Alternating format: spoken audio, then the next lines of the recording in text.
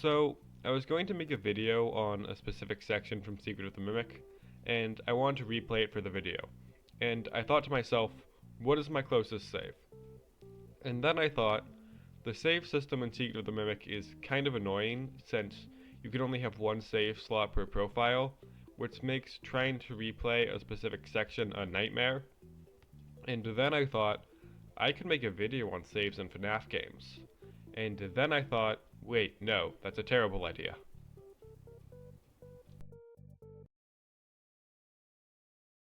These games are grouped together for very obvious reasons. They're all pretty much the same in regards to saving. They all save at the end of each night with no saves in between. This makes sense, as saving in the middle of the night doesn't make sense since all of the animatronics wouldn't be in their starting positions. And it would just be kinda weird. Like, imagine if at 3 a.m. the game just randomly saved. But there's more to these games' save systems than that. Because while each game saves once you beat a night, that new save overwrites your previous save. Which means that if you want to replay a specific night, you have to play through the game up to that point again, and reset your progress. It's a little better once you beat night 5, since the 6th night doesn't reset, but still. There is the custom night for Fnaf 1 and 2, but that requires that you know the animatronics AI levels for each, and during the regular nights, AI levels often change, so... Fortunately, those games have CD+, which allows you to easily get to any night, but you obviously have to know about it. But neither the custom night nor CD+ apply to Fnaf 3 and 4. What was this video about again? Oh, right, saving. Not having some kind of a level select isn't a big deal, not by a long shot, but it would be nice. Though I am willing to bet that 90% of FNAF fans have never even thought about it.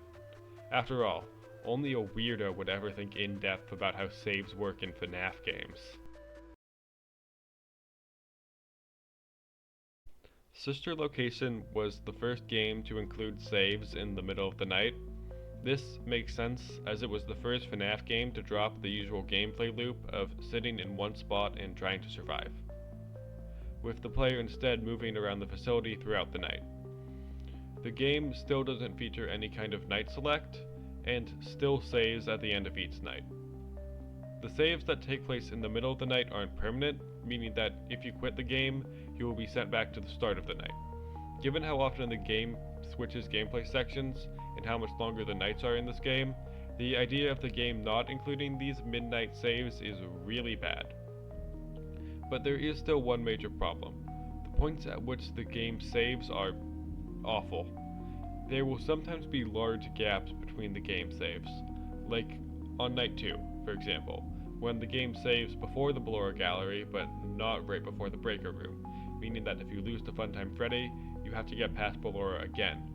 Or on night 5, where the game doesn't save during the night at all, meaning that if you lose on your way to the scooper, or even worse, during the Ennard fight, you sent all the way back to the start of the night. Having a poor save system like this is just an incredibly tedious piece of artificial difficulty, and while I understand not wanting to save after every section, there definitely should have been more saves. Also, Night 4 sucks.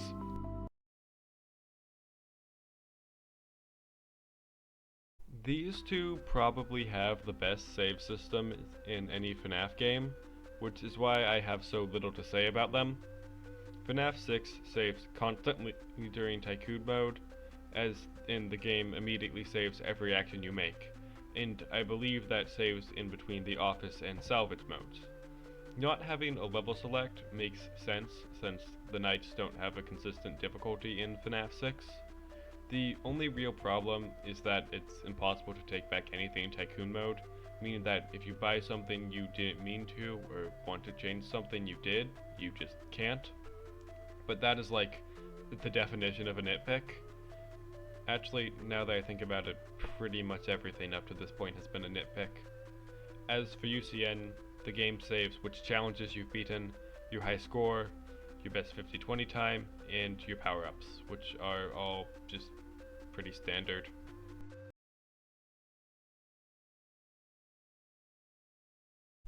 I have basically nothing to say for these three.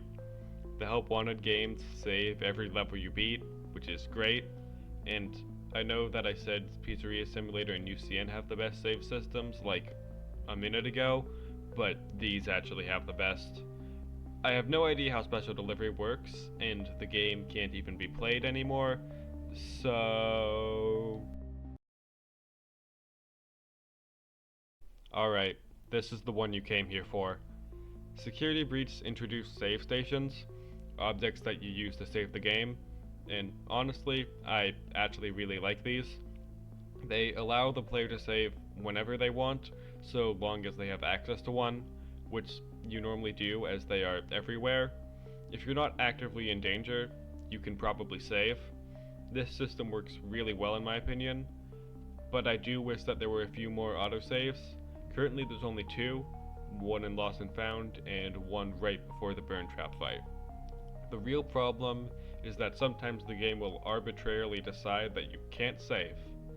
This is sometimes fine, like in the daycare, because it's pretty small and most of the challenge comes from finding the generators, but for larger sections like the West Arcade, it becomes a problem because the game actively wants you to redo stuff you've already done, which is pretty normal, but at a certain point it becomes ridiculous. Speaking of which, it's about time I talk about the elephant in the room, the inability to save after 6 AM. For those who don't know, on release, you couldn't save after 6 AM. All the save stations were permanently disabled. This meant that if you wanted to try to get a certain ending, you had to meet all of the requirements without losing at all. This isn't too much of a problem for most endings, but for the Burn Trap ending it's a nightmare because you have to go through the entire process of decommissioning either Chica or Monty without getting caught a single time. And keep in mind, the sections you have to go through were built with the idea that the player was able to save, so you are quite literally being set up to fail. I understand what they were going for here, but this was still just a horrible decision. Thankfully, Steelwool decided to change this in the first major patch, but not all the way. They added a single save station in the atrium, which makes this much less of a problem. It is still kind of annoying, since it's obviously not as easy to access an entire network of save stations, but it makes the problem like 90% better.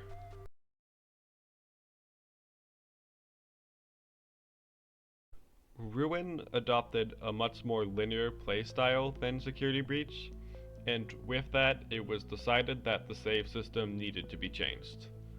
Secret of the Mimic is also here, since it's also pretty linear, and both of these save systems are pretty much the same. The way saving works in Ruin and Secret of the Mimic is that the game will just autosave at various points as you make your way throughout the game. This works really well since these games are both incredibly linear, so the player doesn't really need the ability to save. But I still have two more nitpicks, both for Secret of the Mimic. First of all, the game doesn't save at all once you've unlocked executive access and are free to explore the whole building. And even though it does save your items, I believe, it still can be kind of annoying to have to make your way back to a section each time you lose. There are a few crane puzzles that save automatically when you leave them, but they're pretty sparse.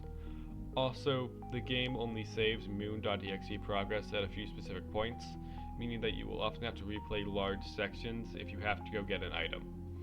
The main problem I have is the one I mentioned in the intro, which is that you can't easily replay a specific section.